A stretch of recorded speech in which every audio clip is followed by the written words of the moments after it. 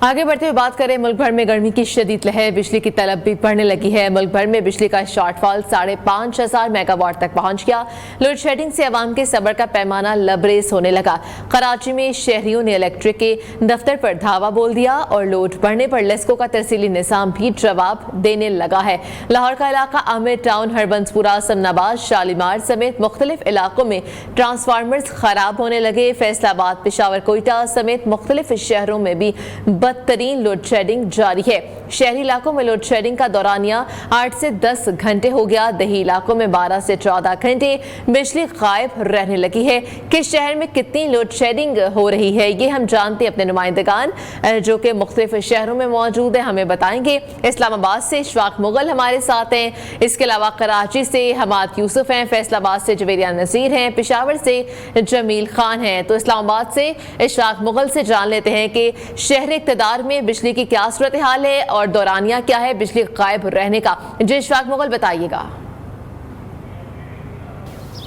जी बिल्कुल, जैसे ही गर्मियों की शिद्दत में जो है वो तेज़ी आई है, उसी रफ्तार से जो है बिजली की तलब जो आँख मचोली का सिलसिला जो शुरू हुआ है। और इस वक्त बताया जा रहा है हुकूमती ज़राए की जानिब से कि इस वक्त मुल्क में जो है बिजली की तलब जो 26,000 मेगावाट के करीब जो है वो पहुँच चुकी है, जबकि इस वक्त बिजली की जो पैदावार है वो तकरीबन 20,000 मेगावाट के करीब है। इस तरह 5,500 मेगावाट से ज़ायद जो का शॉर्टफॉल इस वक्त मौजूद है। इसके अलावा ये बताया गया है कि अगर हम बात करें बिजली की पैदावार की, तो इस वक्त पन बिजली से जो है तकरीबन 6,000 मेगावाट से ज़ायद की पैदावार हो रही है। इसके अलावा जहाँ और जिन इलाकों में बिजली चोरी की जो ज़्यादा वाक़यात हो रहे हैं, जहाँ से बिजली ज़्यादा चोरी हो रही है, वहाँ जो है वो शेड्यूल से ज़्यादा जो है जो लोड शेडिंग ज़्यादा लोड शेडिंग हो रही है। इशफाक मुगल, बहुत शुक्रिया। कराची का रुख करते हैं, हमाद यूसुफ हमारे साथ हैं। हमाद यूसुफ, कराची की क्या सूरत हाल है, पारा कहाँ तक पहुँच चुका है और बिजली के हवाले से बताएगा। खैर एलानिया लोड शेडिंग भी जारी है, क्या कहते हैं? जी, कराची में बिजली की बंदिश का सिलसिला थम न सका। कराची के मुख्तलिफ इलाकों में बिजली की गैर एलानिया लोड शेडिंग जो है वो की जा रही है, जिसमें मलीर, शाह फैसल, लियाकताबाद, औरंगी टाउन जैसे लाइन्स एरिया जैसे बड़े इलाके शामिल हैं। इस वक्त मैं AB सीनिया के इलाके में मौजूद हूँ। शाह फैसल के साथ ये इलाका है जहाँ पर घंटों की गैर एलानिया लोड शेडिंग की जा रही है। शहरी परेशानी में मुब्तला हैं। जब लोड शेडिंग होती है तो शहरी घरों से बाहर आकर बैठे हुए मजबूर है। उनका यही कहना है कि शदीद गर्मी में घर के अंदर जो है हब्स जैसी कैफियत हो जाती है, जिसकी वजह से जो है बाहर आके बैठना पड़ता है। शहरी घर के बाहर बैठे हैं, उनसे बात करते हैं, क्या कहना चाहेंगे। जनाब बताइएगा, कितने घंटे की आपके इलाके में लोड शेडिंग की जा रही है? भाई कम से कम जो है ना 13 से 14 घंटे की लोड शेडिंग है। हर 3 घंटे 3.5 घंटे की कम से कम लोड शेडिंग है एक वक्त में। 1-1.5 घंटे के लिए खोलते हैं, फिर चली जाती है। और हर 10-15 दिन के बाद जो है ना कम से कम 3 दिन 4 दिन के लिए मुस्तकिल लाइट बंद कर देते हैं। छोटे छोटे से घर हैं, बीमार लोग हैं, घर पे छोटे बच्चे होते हैं, बुज़ुर्ग लोग होते हैं, कहाँ जाएंगे? एहतजाज करें तो कोई सुनवाई नहीं है, किसके आगे बोलें? जी, शहरी शदीद परेशानी में मुब्तला है। उनका यही कहना है कि एहतजाज किया जाता है तो भी सुनवाई नहीं होती, कोई भी हल नहीं। ठीक है, हमाद यूसुफ, कराची का हवाला आपने बताया। फैसलाबाद का रुख करते हैं, जवेरिया नज़ीर हैं हमारी नुमाइंदा। जवेरिया, बताएगा फैसलाबाद में बिजली का क्या हाल है, क्या कह रहे हैं वहाँ के शहरी? जी बिल्कुल, फैसलाबाद में भी गर्मी की शिद्दत में इजाफे के साथ ही फेस्को हुकाम भी बेरहम हो गए। फैसलाबाद में लोड शेडिंग का दौरानिया जो है वो बढ़ता ही चला जा रहा है। शहरी इलाकों के साथ देही इलाकों में भी लोड शेडिंग की जा रही है, जिसके बायस जो है वो शहरी खासे परेशान दिखाई देते हैं कि एक तरफ शदीद गर्मी है, ऐसे में अगर वो घरों में रहते हैं तो घरों में शदीद लोड शेडिंग का उन्हें सामना करना पड़ रहा है। शहरी इलाकों की अगर बात की जाए तो शहरी इलाकों में 8 से 10 घंटे की लोड शेडिंग की जा रही है। इसी तरह देही इलाकों में जो है वो 10 से 12 घंटे तक लोड शेडिंग का दौरानिया जा पहुँचा है। शहरी सरापा एहतजाज बने हुए। गुज़िश्ता रोज़ भी मुख्तलिफ इलाकों में जो है वो लोड शेडिंग के खिलाफ एहतजाज किया गया। शहरियों का यही कहना है कि अगर घरों में रहते हैं तो एक तरफ बिजली बंद होती है तो दूसरी जानी पानी की भी शदीद किल्लत का उन्हें सामना। ठीक है जवेरिया, फैसलाबाद का हवाला आपसे हमने जाना। पेशावर की सूरत हाल जान लेते हैं जमील खान से। जमील खान, पेशावर में बताइएगा, बिजली की बंदिश हो रही है, शहरी परेशान है, क्या कहते दौरानिया क्या है और वहाँ का दर्जा हरारत क्या है? जी बिल्कुल, पेशावर के मुख्तलिफ इलाकों में बिजली की बदतरीन लोड शेडिंग का सिलसिला जारी है। गर्मी की शिद्दत भी बढ़ती जा रही है, लेकिन इसके बावजूद पेशावर के अंदरूनी शहर मुख्तलिफ इलाकों में 10 से 12 घंटे तक, जबकि मज़ाफ़ाती इलाकों में 18 घंटे तक बिजली बंद रहती है। गैर एलानिया लोड शेडिंग की जा रही है। हालांकि खैबर पख्तूनख्वा हुकूमत और ख़ुसूसी तौर पर वज़ीर आला अली अमीन गंडापुर साहब ने ऐलान भी किया था कि लोड शेडिंग पर सख्त नोटिस दिया जाएगा और वफाकी हुकूमत ने भी वाज़ेह किया था कि लोड शेडिंग। ठीक है जमील खान, बहुत शुक्रिया। आपने तमाम तर सूरत हाल के हवाले से हमें अपडेट किया। इसके अलावा इशफाक मुगल, हमाद यूसुफ और जवेरिया नज़ीर भी हमें अपडेट कर रही थी। कराची में तवील लोड शेडिंग पर सीनियर वजीर सिंध शर्जील इनाम मेमन का इलेक्ट्रिक पर बरस पड़े। कहा कि लोड शेडिंग के नाम पर इज्तिमाई सजा देना आइन की खिलाफ वर्जी है। कोई एक डिफॉल्टर हो तो सजा पूरे इलाके को नहीं दी जा सकती। इलेक्ट्रिक को मनमानी नहीं करने दिया जा सकता कि इलेक्ट्रिक का इंफ्रास्ट्रक्चर तबाह हाल है। ट्रांसफार्मर्स काम नहीं करते, विफाक से दरख्वास्त की है, मिन्नतें की हैं। यहाँ पर एक ब्रेक शामिल करते हैं।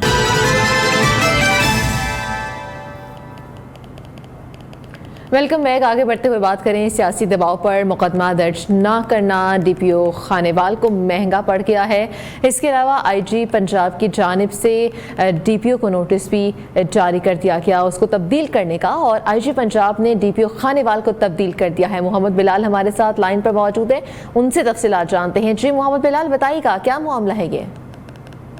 जी बिल्कुल, नून लीग की एमपीए को इंतजार करवाने पर डीपीओ खानेवाल राना उमर फारूक को तब्दील कर दिया गया। जराये के मुताबिक मुस्लिम लीगी पीपी 206 के एमपीए उसामा फजल की हिमा पर डीपीओ राना उमर फारूक को कर दिया गया है।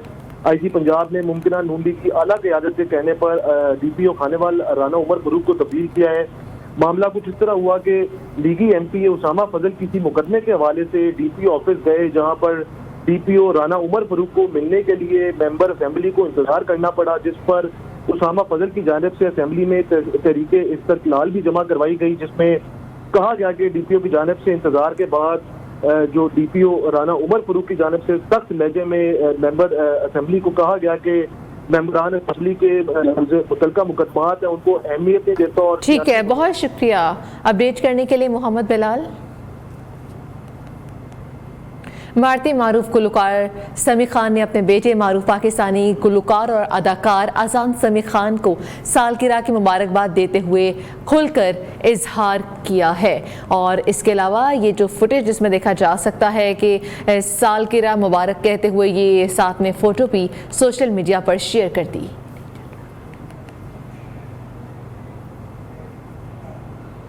यहाँ पर एक ब्रेक शामिल करेंगे।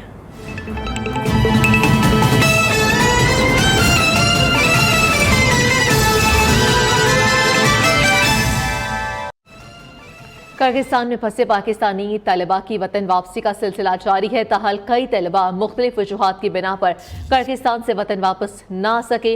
बलोचिस्तान से ताल्लुक़ रखने वाले तलबा की वतन वापसी के लिए वज़ीर आला बलोचिस्तान मुतहरिक वज़ीर आला के हुक्म पर DGP और DMA बलोचिस्तान जानज़ेब खान किर्गिस्तान रवाना हो गए। खैबर पख्तूनख्वा हुकूमत की खसूसी परवाज़ों के जरिए 550 तलबा पाचा खान एयरपोर्ट पहुंचे हैं और तीसरी खसूसी परवाज़ आज वतन वापस पहुंचेगी। KP हुकूमत की खसूसी परवाज़ में पंजाब सिंध के तलबा भी शामिल होंगे। इस हवाले से बात करने के लिए हमारे साथ न्यू न्यूज़ के नुमाइंदगान मौजूद है। कोयटा से हनीफा सई हैं और पेशावर से डिप्टी ब्यूरो चीफ लिहाज अली हमारे साथ मौजूद है।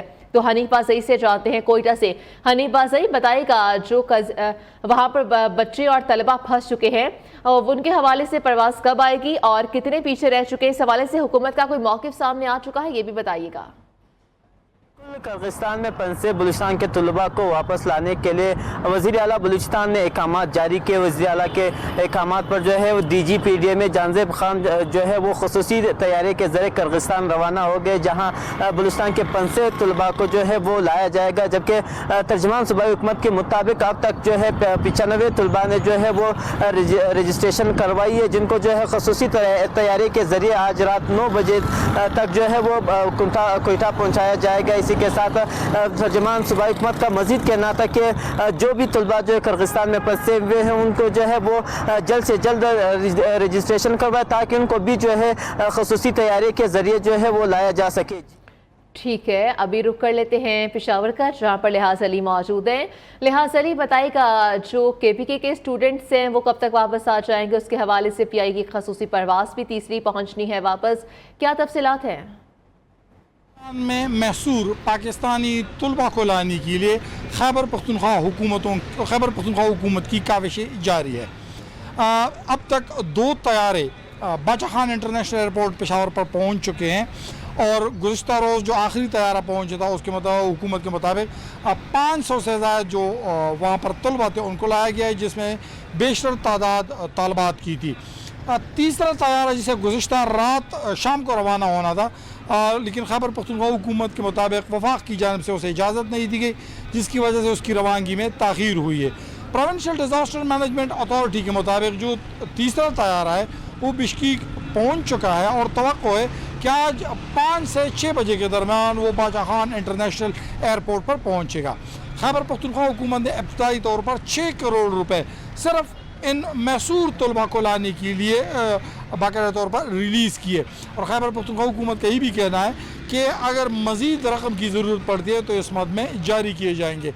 इस वक्त जो तलबा लाए गए हैं उनमें से पंजाब और सिंध की भी बाज़ तलबा थे जिन्हें खैबर पख्तूनख्वा हुकूमत ने बाकायदा तौर पर जो दीगर उनको अखराजात भी बर्दाश्त किए और उन अखराजात के अलावा उन्हें अपने घरों तक रवानी के लिए जो अखराजात थी वो भी खैबर पख्तूनख्वा हुकूमत ने बर्दाश्त किए। सूबाई हुकूमत के मुताबिक इस वक्त किर्गिज़स्तान में तलबा की जो रजिस्ट्रेशन है, मैसूर तलबा है, उनकी रजिस्ट्रेशन का अमल जारी है और अगर ज़रूरत पड़ने पर मज़ीद जहाज़ भी ठीक है। लिहाज अली, बहुत शुक्रिया, आपने हमें पेशावर से अपडेट किया और हनीफ बासई हमें कोयटा की सूरत हाल के हवाले से अपडेट कर रहे थे।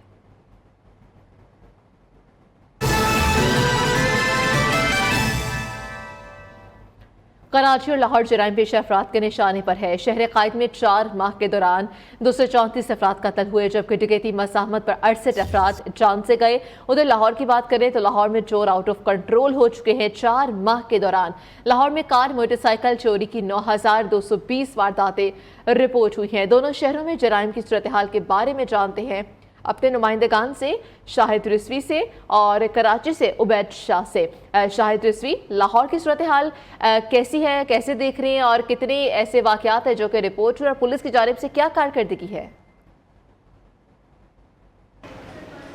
जी बिल्कुल, शहर में मोटरसाइकिल चोरी, कार चोरी और दीगर व्हीकल चोरी समेत छीनने की वारदातें जो हैं वो आउट ऑफ कंट्रोल हैं। अगर बात की जाए रवां साल के 4.5 माह के दौरान तो शहर में मोटरसाइकिल चोरी, छीनने और दीगर व्हीकल चोरी की वारदातें जो हैं उनमें इजाफा हुआ है। 9220 ये वारदातें जो हैं रिकॉर्ड की गई हैं। अगर बात की जाए गुज़श्ता साल 2023 की तो इस अरसे के दौरान यही वारदातें 12,963 थी। इसमें अगर बात करें रवां साल मोटरसाइकिल छीनने की 596 जो हैं वारदातें रिपोर्ट हुई हैं।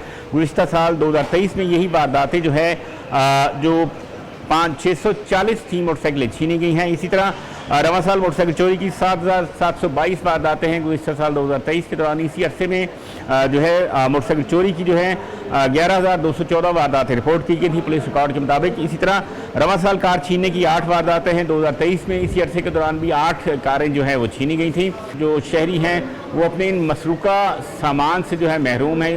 उनका कहना है कि वो AVLS हुकाम के दफातर के चक्कर लगाते हैं, लेकिन उनकी जो है मसरूका मोटरसाइकिलें हैं या गाड़ियाँ हैं या दीगर व्हीकल हैं वो ये हुकाम बरामद नहीं कर रहे। उनका कहना है कि जो आला पुलिस हुकाम हैं, अफसरान हैं, वो उनकी दाद रसी करें और ताकि उनकी ये जो मसरूका सामान है वो बरामद किया जा सके। जी ठीक है। शाहिद रिजवी, कराची का रुख करते हैं। उबैद शाह हमारे साथ हैं। उबैद शाह, कराची में भी ये वारदातें बढ़ती जा रही हैं, पुलिस की जानिब से क्या कार्रवाई की जा रही है और कितनी वारदातें रिपोर्ट हो चुकी हैं अब तक? जी, शहर कायद में रवा साल की अगर हम बात करें तो स्ट्रीट क्राइम हो या दीगर जराइम, उनका ग्राफ रोज़ बरोज़ बढ़ता ही चला जा रहा है। सिंध पुलिस के आदाद व शुमार के मुताबिक रवा साल 234 अफराद कत्ल के मुख्तलिफ वाक़यात में अपनी जान की बाजी हार चुके हैं, जबकि 68 अफराद डकैती मुज़ाहमत पर कत्ल किए गए हैं। पुलिस रिकॉर्ड के मुताबिक इनकी तादाद 49 है, लेकिन आज़ाद मीडिया रिपोर्ट्स और दीगर रेस्क्यू ज़राए के जो आदाद व शुमार उनके मुताबिक 68 अफराद डकैती मुज़ाहमत पर कत्ल किए जा चुके हैं। गाड़ी छीनने के और चोरी होने के वाक़यात की अगर हम बात करें तो 91 से ज़ायद गाड़ियाँ छीनी जा चुकी हैं असलहे के ज़ोर पर, जबकि 500 से ज़ायद गाड़ियाँ चोरी की गई हैं। इसी तरह अगर हम मोटरसाइकिल की बात करें तो 6,584 मोटरसाइकिलों को असलहे के ज़ोर पर छीना गया है, जबकि 16,000 से ज़ायद मोटरसाइकिलें चोरी की गई हैं। गटर और नालों में गिरने की हम बात करें, वाटर बोर्ड के खुले मैन होल की बात करें, खुले में गटर की बात करें, बरसाती नालों की बात करें तो उनमें अब तक 19 अफराद डूब कर जहाँ बहक हो चुके हैं, गिर कर जहाँ बहक हो चुके हैं, जिनमें 6 से ज़ायद बच्चे भी हैं। आतिशज़दगी के वाक़यात भी शहर में गुज़िश्ता 5 महीनों के दौरान मुतअद्दिद वाक़यात हुए हैं और इन मुतअद्दिद वाक़यात में 10 अफराद झुलस कर जहाँ बहक हो चुके हैं। पुलिस की जानिब से और सिंध हुकूमत की जानिब से बुलंदबांग दावे किए जाते हैं। आवाम की जान और माल के तहफ़्फ़ुज़ के हवाले से सेफ सिटी प्रोजेक्ट नारा भी लगाया जाता है। 2-4 रोज़ कबल 4 अरब रुपए से ज़ायद की ग्रांट सेफ सिटी प्रोजेक्ट के लिए अप्रूव भी की गई है, लेकिन आवाम को इसके खातिर खास जो नताइज हैं वो मौसूल नहीं हो रहे। ठीक है बैठ शाह, बहुत शुक्रिया, आपने कराची से अपडेट किया और इसके अलावा शाहिद रिजवी हमें लाहौर की सूरत हाल के हवाले से अपडेट कर रहे थे, बहुत शुक्रिया। फैसलाबाद का रुख करते हैं। फैसलाबाद के सरकारी अस्पतालों में अद्वियात का फुकदान है, मरीज ख्वार होने लगे हैं। सरकारी अस्पतालों में इंसुलिन, हेपेटाइटिस समेत दीगर अद्वियात की किल्लत पैदा हो गई है। नुमाइंदा नियो साजिद खान से हम मज़ीद तफसीलात जानते हैं। साजिद खान, इन अद्वियात की किल्लत पैदा हो गई है, क्या कहा जा रहा है, क्यों मार्केट से गायब है? जी बिल्कुल, सरकारी अस्पतालों में भी अगर देखा जाए तो फैसलाबाद के जो बड़े 2 अस्पताल हैं, अलाइड और सिविल हॉस्पिटल, जिनमें मेडिसिन की शॉर्टेज के बायस मरीज़ और लवाकिन जो ख्वार होते हुए दिखाई देते हैं। मरीज़ों का कहना है कि जो अस्पताल से फ्री मेडिसिन दी जाती है वो वहाँ पे अवेलेबल नहीं है, जबकि इसके दीगर जो मेडिसिन है वो भी यहाँ पे मिलती नहीं है, जिसकी वजह से मेडिसिन बाज़ार से महंगी ख़रीदनी पड़ती है। मेरे साथ एक मरीज़ का लवाकिन मौजूद है, उनसे पूछते हैं कि आप हॉस्पिटल आए हैं तो यहाँ से मेडिसिन फ्री मिलती है, क्या सूरत हाल है? अस्सलाम वालेकुम भाई, पहली बात तो ये, यहाँ से मेडिसिन वगैरह कोई फ्री नहीं मिलती, ठीक है। जो छोटी मोटी मेडिसिन है ना वो फ्री देती हैं, ठीक है।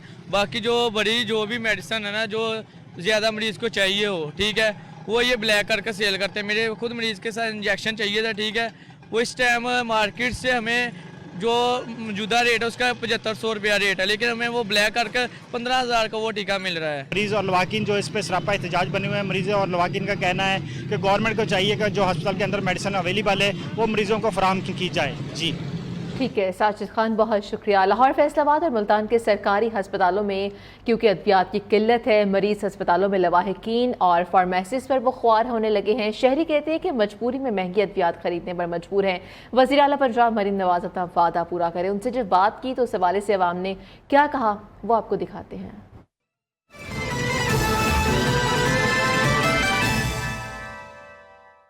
सरकारी अस्पतालों में ना दवाई नहीं मिल रही, मरीज ना बहुत परेशान है और बहुत परेशान है। जो अस्पतालों में दाखिल हुए हैं उनको ना मेडिसिन बाहर से लेनी पड़ती है और महंगी वगैरह है, और वो क्या करे मरीज़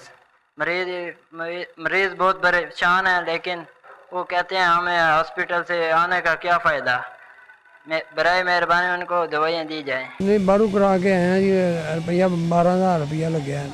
दवाइयाँ जो जावांगे अंदर पता लगेगा, बारू उन्हें लिख के देनी है कि इतों देनी है। ये लिख के दी है, मेडिसिन कुछ भी नहीं दी, ठीक है। मेरे पेट में दर्द थी बहुत दी, ठीक है। मैं सुबह समझ ले 7 बजे भी आया था एक बार, ठीक है। इधर रश बहुत था, मैं वापस चला गया था, ठीक है। अभी फिर आए, उन्होंने सिर्फ लिख के दी है, मेडिसिन नहीं दे रहे। नहीं जी, दवाइयाँ नहीं, पेशेंट सिर्फ दिता है गावल किया उन्होंने, तो पेशेंट के नाल ही दवाई जो छुट्टी की दी हुए बाद ही दवाइयाँ लिख के दी ने। वो जो अंदर से लग रही थी एमरजेंसी वो उन्होंने दी हैं, लेकिन ये जो कह रहे हैं ना कार्ड पे लिखी हैं वो कहते बाहर से मिलेंगी।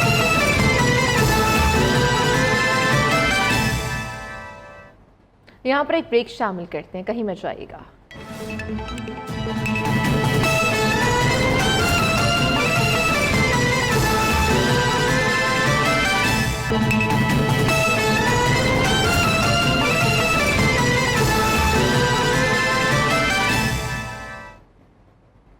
लाहौर में जगह जगह आवारा कुत्तों की भरमार है, इसलिए इंतजामिया आवारा कुत्तों की नस्बंदी करने में नाकाम हो गई है।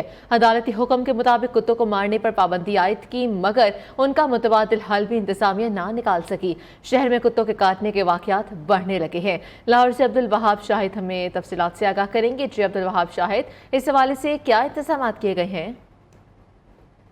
लाहौर में जगह जगह आवारा कुत्तों की भरमार है। आवारा कुत्तों को ना ही ज़िला इंतज़ामिया मार सकती है और ना ही जो है वो इन्हें जब इसका कोई अल्टरनेट हल निकाल सकी आज तक। अगर बात करें तो आवारा कुत्तों को पहले जो है वो ज़िला इंतज़ामिया इनको काबू करती थी, इनको मारती थी, गोली या जहर देकर जो है उन्हें मार दिया जाता है, जिस पर एनिमल राइट्स NGO जो है उन्होंने एक्शन लिया और उन्होंने अदालत में केस भी दायर किया, जिस पर लाहौर हाई कोर्ट ने यह फैसला सुनाया कि ज़िला इंतज़ामिया जो है वो आवारा कुत्तों को ना तो गोली मारेगी और ना जो है वो अब इनको जहर दिया जाएगा। इन्हें जो है वो ख़त्म नहीं किया जाएगा। इसके अल्टरनेट जो है वो हल निकाला गया कि इससे नस्बंदी की जाएगी। तो इस पर जो है वो ज़िला इंतज़ामिया की जानिब से अगर बात करें तो इसकी ना तो नस्बंदी तहाल की गई, जबकि NGOs की जानिब से ये कहा जाता है कि जो आवारा कुत्ते हैं उनके लिए जो है वो शेल्टर सेंटर बनाया जाए जहाँ पर इन कुत्तों को जो है वो इंतज़ामिया छोड़ दे, जबकि इंतज़ामिया के पास इनके लिए कोई ऐसा सेंटर मौजूद नहीं है जहाँ पर इनको छोड़ा जाए, ना ही बजट इस चीज़ के लिए मौजूद है। इंतज़ामिया की जानिब से ये मौक़िफ़ सामने आ रहा है कि सूरत हाल जो है वो इस वक्त ऐसी है कि इंतज़ामिया जो है वो ना ही अगर इनके खिलाफ अगर कोई कार्रवाई करती है तो उसके ऊपर जो है वो अदालत की तौहीन अदालत लगती है और NGOs जो है वो इंतज़ामिया के खिलाफ जो है वो खड़ी हो जाती हैं। इस पर जो है इंतज़ामिया किसी किस्म का कोई एक्शन नहीं ले पा रही।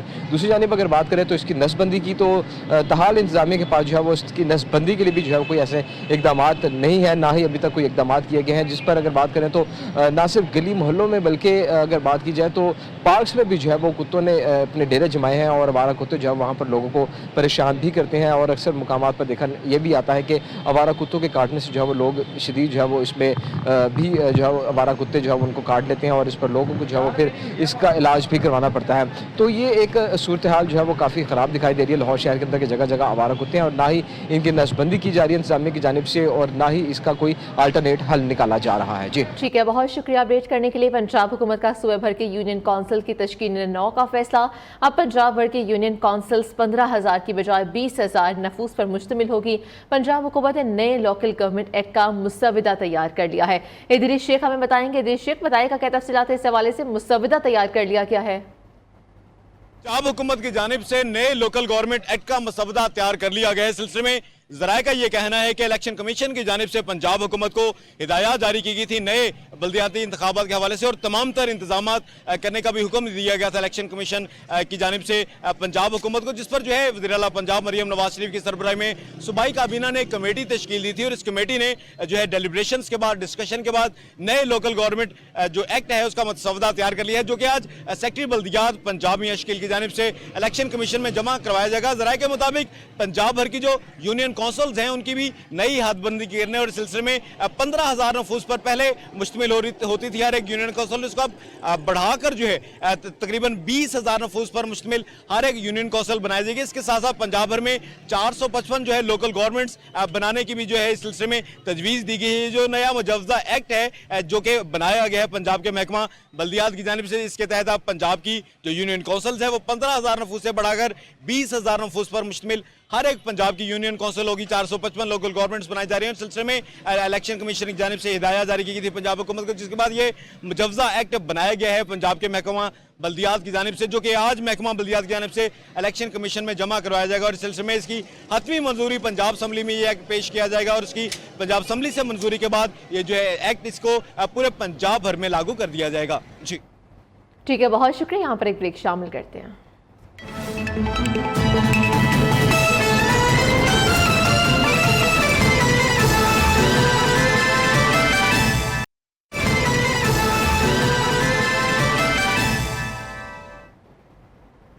वजीराबाद के इलाके अलीपुर चट्टा में तालाब में नहाते 3 बच्चे डूब गए। डूबने वालों में 2 बच्चे शामिल थे, जबकि तीसरे बच्चे को बचा लिया गया। जान भाग होने वाले बच्चों की शनाख्त रेहान अली और मोहिन अली के नाम से हुई है। आपको बताते चलें कि 2 बच्चे डूबकर जान भाग हो गए। खुशाब सीमेंट फैक्ट्री के मजदूरों की बस तेज रफ्तारी के बायस उलट गई। बस में 30 मजदूर सवार थे। हादसे के बायस 10 मजदूर जख्मी हो गए हैं। खुशाब सीमेंट फैक्ट्री के मजदूरों की बस उलट गई है, जिसमें बस में 30 मजदूर सवार थे और हादसे के बायस 10 मजदूर जख्मी हो गए हैं।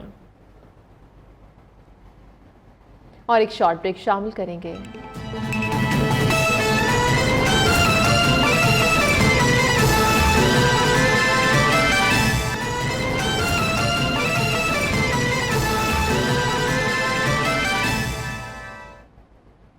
Welcome back. गुज़श्ता 4 माह की तनख्वाहों की अदम अदायगी के खिलाफ बलूचिस्तान यूनिवर्सिटी के मुलाजिमीन ने मेन सरियाब रूट को हर किस्म की ट्रैफिक के लिए बंद करते हुए धरना दे दिया है। मुजाहिरीन का कहना है कि तनख्वाहें ना मिलने की वजह से अब भीख मांगने पर मजबूर हैं। मज़ीद तफसीलात मोहम्मद हनीफ पासई से जानते हैं। हनीफ पासई, बताएगा इंतजामिया क्या कहती है इस हवाले से 3-4 माह से तनख्वाहें अदा नहीं की गई? बिल्कुल, बलूचिस्तान यूनिवर्सिटी के मुलाजमीन तनख्वाहों की आदम अदायगी के खिलाफ जो है वो 75 रोज से सरापा एहतजाज, मगर मुतालबा तस्लीम न होने की वजह से आज मुलाजमीन ने जो है सरियाब रोड को हर किस्म ट्रैफिक के लिए बंद कर दिया और सरियाब रोड पर जो है वो धरना दे दिया। इस वक्त एक मुलाजिम मेरे साथ मौजूद है, मजीद उनसे जानते हैं। जी सर, क्या कहेंगे, किस वजह से यहाँ पे एहतजाज किया जा रहा है? वजह ये कि हमें जो है 4 महीने से तनख्वाहें हमारी नहीं है और पिछले 4 साल से जो हम लोग मुसलसल एहतजाज पे है। एक वीसी नाइल वीसी जो आपने मुसल्लत किया गया था शफीक के नाम से, वो जो है 4 साल यूनिवर्सिटी को उसने तबाह बर्बाद करके छोड़ दिया। अभी इसी वजह से हमें 4 महीनों से कुछ तनख्वाहें भी नहीं है और कमेटी पे कमेटी बन रहा है सूबाई हुकूमत की तरफ से, HEC की तरफ से, लेकिन अभी तक जो है हमारा कोई बिल्कुल एक मुतालबा भी नहीं माना जा रहा है। हमारे 4 महीने की तनख्वाहें होते हैं, उसमें 1 महीने का तनख्वाह हम लोग को लॉलीपॉप की तरह दे के छोड़ जाते हैं, फिर बोलते हैं भाई आप लोगों का काम हो गया। ऐसे तो काम नहीं होता, हमें मुस्तकिल ही चाहिए। जी बिल्कुल, जैसे आपने सुना, इनका कहना है कि गुज़श्ता 4 महीनों से तनख्वाहों की आदम अदायगी के खिलाफ जो है वो यहाँ पर सरापा है। ठीक है, बहुत शुक्रिया। कोयटा की मुख्तलिफ शाहराहें टूट फूट का शिकार हैं। रईसानी रोड अरसे दराज से इस हुकूमती तवज्जो के मुंतज़िर है। इलाका मकीनों का कहना है कि सड़कों की मुरम्मत में ताख़ीर से शहरियों को मुश्किलात का सामना है। नुमाइंदा नियो हमाद अली से मज़ीद जानते हैं। जी हमाद अली, बताइएगा। जी बिल्कुल, इस वक्त जिस जगह मैं मौजूद हूँ ये कोयटा का रिसानी रोड है। ये जो है अरसा दर्राज से नहीं बनाया गया रोड टूट फूट का शिकार है। कई हुकूमतें बदली, वज़ीर आला बदले, नहीं बदला तो ये रिसानी रोड नहीं बदला। इलाके के लोगों को जो है शदीद परेशानी का सामना है। इस वक्त हमारे साथ एक इलाके के शख्स मौजूद हैं, इनसे बात करेंगे। सर, क्या कहेंगे, अरसा दर्राज से रोड नहीं बदला? अस्सलाम वालेकुम सर, मेरा नाम हमीद है, मैं यहाँ रिसानी रोड का रहायशी हूँ। सर, अरसे दराज से यहाँ पे जो है रोड का तो बिल्कुल नाम ही निशान नहीं है।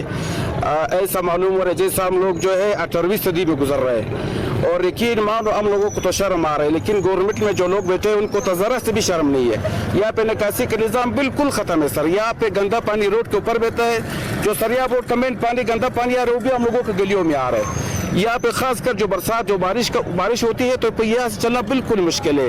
यहाँ पे थोड़े बहुत अरसे के लोग आ जाते हैं, यहाँ पे प्रोटेक्शन के लिए कुछ काम करते हैं, कोई ये नक्शा कोई वो लगाते हैं निशान, उसके बाद गायब हो जाता है। आपको अंदाजा लगाओ इस रोड का क्या हाल है सर। यहाँ पे चलना तो क्या, यहाँ पे जो है अगर आपके पास खुदा न खास्ता कोई सीरियस मरीज हो या। ठीक है, बहुत शुक्रिया अपडेट करने के लिए। गिलगित की तारीख के पहले सीवेज निज़ाम की खुदाई का अमल जारी है। सीवेज का काम इंतहाई सुस्त रवि का शिकार है, जिसके बायस शहरियों को शदीद मुश्किलात का सामना है। इस हवाले से मज़ीद तफसीलात गिलगित में मौजूद हैं हमारे नुमाइंदे मुबारक हुसैन आज़ाद। जी मुबारक हुसैन, आगाह कीजिएगा। जी बिल्कुल, इस वक्त मैं मौजूद हूँ गिलगित की मसरूफ तरीन शाहरा कायद आज़म के ऊपर। यहाँ पर इस वक्त गिलगित का तारीख का पहली मरतबा यहाँ पर जो है वो सीवरेज सिस्टम के मनसूबे पे काम जारी है। यहाँ पर मिनहोल्स खोदे जा रहे हैं। यहाँ पर काम की रफ्तार सुस्त होने की वजह से शहरियों को शदीद मुश्किलात का सामना है। हमारे साथ एक शहरी मौजूद है, इनसे बात करते हैं इनको किन मसाइल का सामना। बहुत शुक्रिया अपडेट करने के लिए। पाकिस्तान में इंसदाद टीबी के लिए अहम इकदाम, अमरीका और हुकूमत सिंध ने मुश्तरका प्रोग्राम का आगाज़ कर दिया। अमरीकी सफ़ीर डोनाल्ड ब्लूम ने टीबी को अहम चैलेंज और इस प्रोग्राम को सूबे सिंध के लिए अहम संग मील करार दे दिया। USAID की माली एयानत से तबदीक से निमटने के लिए नया 5 साला प्रोग्राम शुरू किया गया है। अमरीकी सफ़ीर डोनाल्ड ब्लूम ने दौरा कराची के मौके पर वज़ीर सेहत व आबादी सिंध डॉक्टर अजरा अफजल पिट्रोहो के हमरा टीबी की बीमारी से निमटने के लिए मुश्तरका प्रोग्राम का इफ्तिताह किया। यह मरज़ पाकिस्तान में सेहत आमा के अहम चैलेंजेस में से एक है। ये प्रोग्राम अमरीका और पाकिस्तान के दरमियान मुख्तलिफ अमराज का मुकाबला करने की अक्कासी करता है। और आपको बताएं, यहाँ पर पाकिस्तान नामा से अब तक के लिए इतना ही। मजीद बाखबर रहने के लिए आप देखते रहिए न्यूज़।